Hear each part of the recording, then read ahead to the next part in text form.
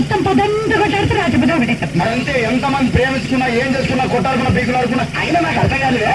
ఒకసారి కొట్టాడుతారు రాత్రి కాగానే ఒకటైతారు. మళ్ళా ఇంతవారికి ఎందుకు కొట్టాడుకునేది? అసలు కొట్లాడుకోవద్దు ఎవరు. అందుకే కూడా సంతోషంగా ఉండాలి అంతే మనం ఉన్నట్టు. సరేనా? కానీ ఆ మాట మాట మాట